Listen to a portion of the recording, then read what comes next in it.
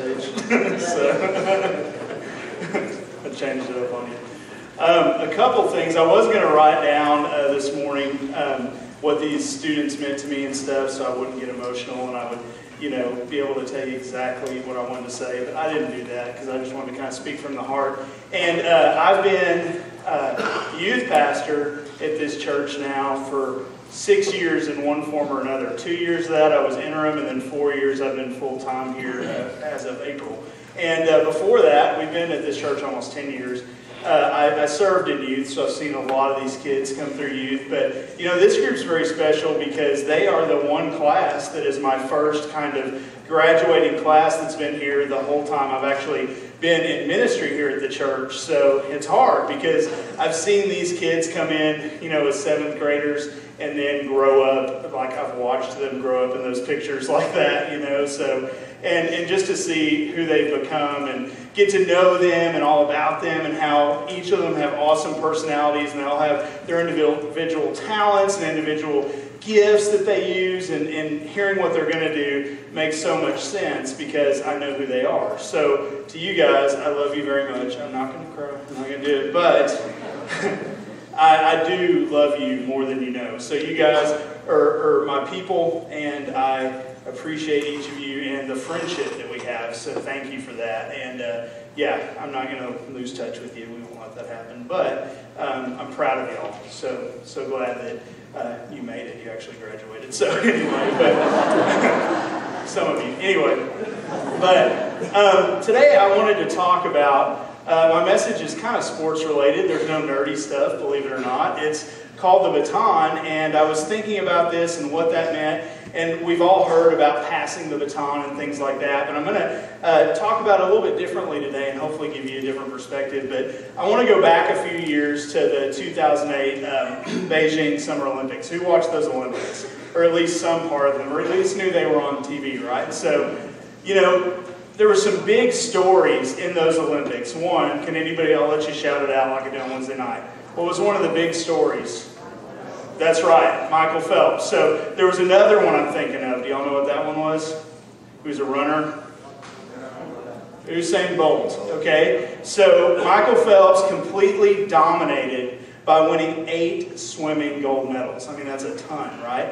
And, he did that 4x200 relay where one of his teammates came from behind to win, or, he had that .01, that 1/100th second win in the 100 butterfly, which is crazy.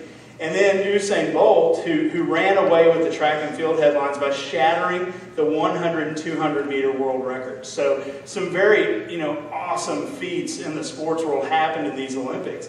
And it was crazy watching Usain Bolt run. It almost looked like he was jogging to win. It was crazy because he was so far ahead.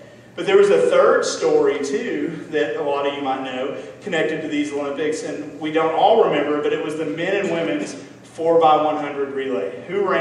Has anybody ran the 4x100 relay in here?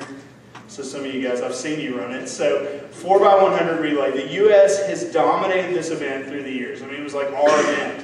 Both teams were favored to bring home the gold again. But, excuse me, for the first time in history of the modern Olympics, both teams didn't even make the finals. Because the reason was they dropped the baton on exchange in the preliminary heats. So they didn't even get to go through, which this is, again, something that we normally dominated in. But what does that all have to do with what I'm talking about today? I want to talk about good baton passes. And we honor these guys, for this significant milestone in their life. And graduation marks big transition moment, obviously. Some of you are moving away from home, going to a different place, even maybe a different state. And in a lot of ways, it marks the end of that one leg of the race and the beginning of like a new race altogether. And it also marks that significant moment of empowerment. You've reached the age of 18, right? Some of your parents are like, by the grace of God, they have, So you've reached the age of 18, right? Excuse me. And graduation marks like a major move into adulthood, which is good because you used to like have to kill a bear with a spear to be an adult. You don't have to do that anymore, right? You get to like actually graduate and then move on and go to college or your job or whatever you're going to do. But in the months to follow graduation, the move to college or the workforce is a transitional moment, and the biggest thing is you have independence. You're going to be on your own. Put it another way, we're in the season of like passing our baton as adults, as parents, as teachers, to these kids, saying, go for it. It's your time now. It's a lot like, I think about some of my favorite stories in the Bible involve Paul and Timothy. And, in 2 Timothy, it reminds me of that whole exchange. And there's some verses there where Paul and Timothy are talking. And it's 1 and 2 Timothy. And they're letters from elder Paul to young Timothy.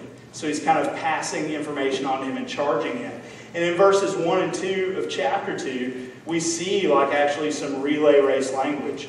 And it says, Timothy, my dear son, be strong through the grace that God gives you in Christ Jesus. You have heard me teach things that have been confirmed by many reliable witnesses. Now teach these truths to other trustworthy people who will be able to pass them on to others. That when I read that verse, I couldn't help but thinking about relay race language and passing the baton. And you can kind of break it down. That first part, you've heard me teach things. That's like leg 1 of the race. That's Paul talking. And then leg 2, Timothy, now teach these truths to other trustworthy people. So leg 3 is the trustworthy people. And then finally, who will be able to pass them on to others. Leg 4 is the others. And then it just starts over. It's that cycle of people passing that on. And I love that picture that's created in those scriptures. It actually is at the core of what our youth ministry here at the church is about. We want to come alongside parents to see students move past a religion and into an authentic relationship with Jesus Christ. That's what it's all about. And the trick here, though, is that I've seen, far too many bad handoffs and dropped batons through the years. And I've witnessed those things, and sometimes it just hurts, when I see that. For me, it has a lot to do with watching graduates transition to life after youth group and kind of what happens there when I keep in contact with them and see what's going on in their lives. And the idea can be expanded beyond just this. It's not just about these graduating seniors when it comes to baton passes. It's for parents and it's for grandparents. It's for growth group leaders here at church. It's for Sunday school teachers, children's volunteers, bosses, teachers, whatever you do in your career. It's for any believer in Jesus who wants to live out his call on their lives. That's what it's about. So how do we make sure that we do 2 Timothy 2:2 right? How do we make sure that works right? And it may sound weird, but I actually looked up the rules for track and field, and I think we can pull some great lessons on a good spiritual handoff from the rules that govern these relay races. And this is the USTF, which I didn't know all this existed until I looked it up, but it's the United States Track and Field Relay Rule Book. And I want to show you guys kind of what we can learn from it when it comes to our handoff. So rule number 25 in that book says this: the baton shall be a smooth, hollow cylinder tube made of wood, metal, or other rigid material in one piece. Its length shall be between 28 and 30 centimeters. Its circumference shall be 12 to 13 centimeters, and it shall weigh not less than 50 grams. No material or substance may be applied to the baton. So very specific on what the baton has to look like, right? That kind of gave me my thought number 1. It has to be the right baton. And that's a way that we can make sure that we're doing 2 Timothy 2:2 the right way. And our baton as believers is obviously the gospel. It's the good news of Jesus Christ. And when it comes to investing in others, we can get focused on a lot of things that may be good things, but sometimes they aren't the right things. And it could be good behavior, strong grades, athletic success, scholarships. All those are good, right? And it's not that any of those are inherently bad, but sometimes we lose focus. And sometimes, and you could actually tweet this if you want to, I thought it was a pretty good tweet. Sometimes we get so focused on the good things that we lose sight of the God things. And that's happened in my own life. I'm sure there's other adults in here who can attest to that. And for sure, with all that you guys are going to have thrown at you in the coming months and coming years, it can be true for you as well. But rule number 2, each takeover zone, this is about takeover zones, each takeover zone shall be 20 meters long, of which the scratch line is the center. The zone shall start and finish at the edges of the zone lines nearest the start line in the running direction. You're like, I have no idea what that means, right? So, that kind of gave me this thought, that thought 2 is the space to pass the baton is very limited. There's not much room there. I mean, you've got to pass it off. There's a lot of rules that govern that. If you go to that next slide, You can't see it very well if there's two people, and you can kind of see what that zone is. It's marked on there. So they don't have a lot of space to do it and hand it off the right way. But that area marks the spot where the incoming runner has to get the baton into the hands of the next runner. And a lot of us have seen that. We've seen that exchange. Maybe you've done it yourself because you ran track. But if you fail to do so, and the race is over for you, then the race is over for you and your team. So you could end the race right there. And I want to talk to parents for a minute, and I kind of want to challenge you a little bit about management and priorities. And this isn't me telling you you're doing this wrong or whatever else, it's just something to think about. And as I interact with parents, like during this season, I get a lot of, they grow up so fast. They were just this big, as you can see in those pictures. And, now that I'm a father and I have a 5 and a 7-year-old, they are growing up so fast. I'm like losing track of those years. I mean, Elizabeth and I still almost baby Kellen sometimes because he's the baby. He's not a baby anymore. He's 5. And we're losing their childhood so fast. And I think about that, and I hear that from parents so much. And there's a day coming where they're going to head out on their own, make the most of the time that you have with them. And obviously these guys are leaving, and obviously parents are still going to spend time with them. But think about the younger kids, in your family.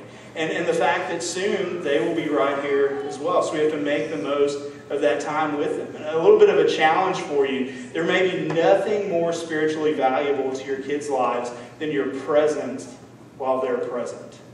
So, and it's true, and I can be guilty of this a lot. I get busy here at the church. I invest a lot in the students. I have to remember, I need to invest in my own kids as well, right? I need to be present in their lives. And we all have jobs that keep us busy and all those things. But again, I'm going to read that again. There may be nothing more spiritually valuable to your kids' lives than your presence while they are present. And I want to be clear, I'm not saying the window for your kids or anyone in our lives for that matter, responding to Jesus has an age limit.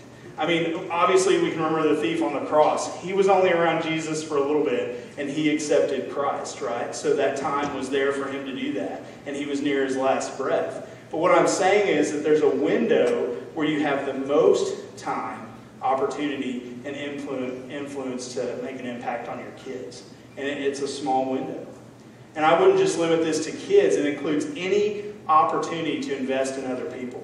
And as believers, that's what we should be doing. We should be investing in others. And God regularly brings people across our path for a season where we can, as Paul says in Ephesians, make the most of every opportunity that we have. And we have to do that. So moving on, rule number 12 in that rule book says this: the baton shall be carried by hand throughout the race. If dropped, it shall be recovered by the athlete who dropped it. He or she may leave the assigned lane to retrieve the baton, provided no other runner is impeded, and provided that by doing so the distance to be covered is not lessened. I had no idea this was a rule. It was interesting to me. A dropped baton is not the end of the race.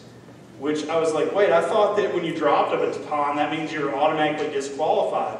This rule makes it clear that the race isn't over if that happens. You just have to follow some rules to get back in the race. As long as the one who initially dropped the baton picks it back up, so you have to do that. The runner doesn't obstruct the race of other runners, so you're not getting in other people's way. And they don't cut the distance of the race short as they grab the baton. So there are some rules there, but it doesn't mean the race is over. So what does this have to do with spiritual transitions in our lives? A ton, a lot. When I think about that, there's a lot of research. There's books, blog posts, this stuff that I read all the time that's actually kind of discouraging. But it's telling us that faith is being abandoned by youth group kids during their college years. And I'm going to take that a step further, that faith is being abandoned by youth group kids during their high school years as well. And I see that more and more. You can come on a Wednesday night and you'll have 120 middle schoolers here, and we'll have about 60 to 70 high schoolers.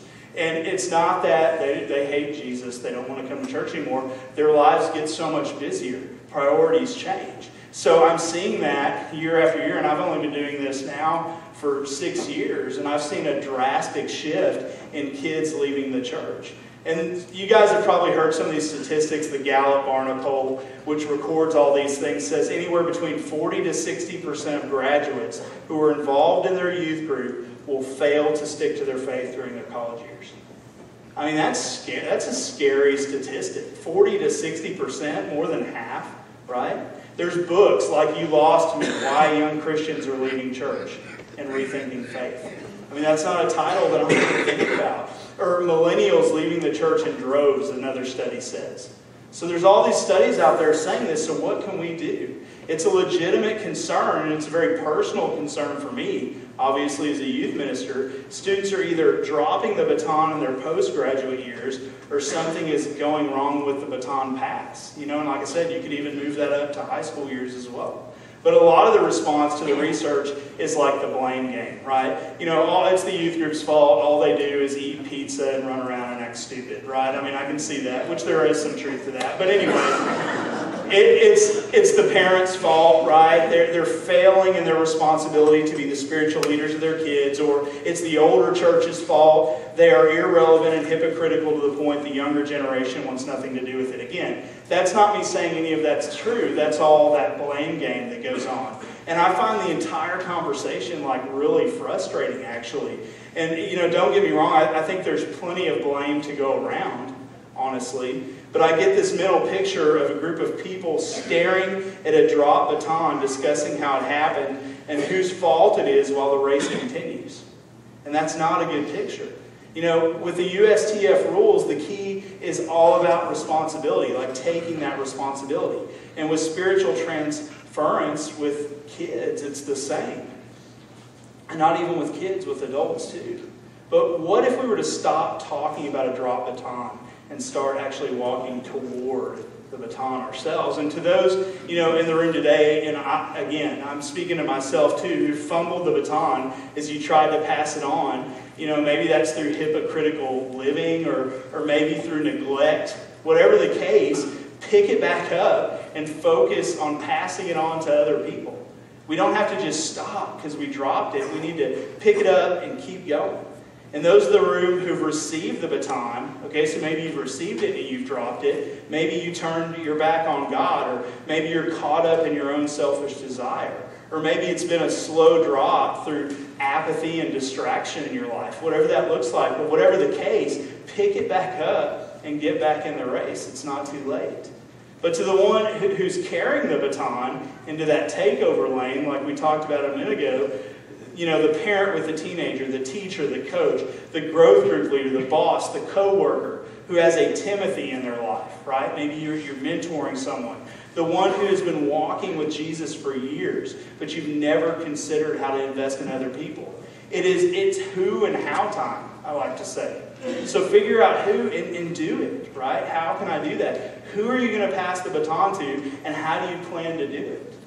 And we should all have those people in our lives. And I think sometimes we think, I'm not the mentoring type, right? No, we all are, especially if you have children, because that's our job as Christian parents, is to pass that baton on to our kids. And I say all that, and it's a simple message today. I didn't want it to be long. But the point of it is, as adults, as students, we need to be investing in other people as Christians. And even though we have our hang-ups when it comes to things in our life, like I listed a minute ago, that keep us, from picking our baton back up and going, we just need to put them aside. Because thankfully we serve a forgiving and loving God who is right there waiting for us to pick our baton up and keep going. We need to do that and start investing in other people. And that's what it should be all about. All of us should take the time to do that. Find somebody in your life, if you don't have kids in your home anymore, that you can do that with. And that could very well be somebody at your work. But whoever that is, find that person and then try to pass that baton on to them so that cycle, just like it talked about in 2 Timothy, continues. We can continue to make disciples. We can continue to help encourage and support people in their faith, because that's what it's all about. Finally, to you guys, our graduating seniors, I'm going to actually ask you to come up front. So I'm going to make you a little uncomfortable, but just come up. You can stand right here on the carpet and face the crowd for just a second. But as they're coming up here, I'm about to close us in prayer to lead us into our invitation time. I'm going to ask our students to just kind of spread out up here, give each other some room. I'm going to ask anybody who is family, friends, loved ones of these students. Basically, if you have a pulse and you love Jesus, okay, you can come up in a minute when I'm done praying and pray with these students. They'll be standing up here. Also today, I know it's a little bit different Sunday than normal, but if you're a guest with us today and maybe you'd like more info about our church, or maybe you would like to join our church, I'll be up here. Our other pastors will be here as well. Please come up and chat with us, and the altar will be open too for anybody who'd like to come pray. Let's pray together. Dear God, thank you so much for today. Thanks for the opportunity, as always, just to be in your house, God, and God, to bring honor to these students who have actually achieved something great. And God, thank you for them. Thank you for bringing them into my life as a youth minister, into other people's lives as well. God, I just pray that you'll be with them as they go on to this next phase of their life, that they won't be one of those statistics, God, that they will stick with their faith no matter what. That they'll find a church home, God, that will just minister and encourage them. And God, also that you'll help all of us today be better at passing on that baton. God, whether we need to pick ours back up and get back in the race, or just pass it on to someone and get that cycle going all over again, God. Just thank you for being the awesome God that you are, God. Thank you for your Son, Jesus Christ. And I ask all these things in your Son's name. Amen. So these students are going to be up here as Andy plays. Please feel free, anybody who'd like to, come up, grab a student, and take some time to pray with them this morning.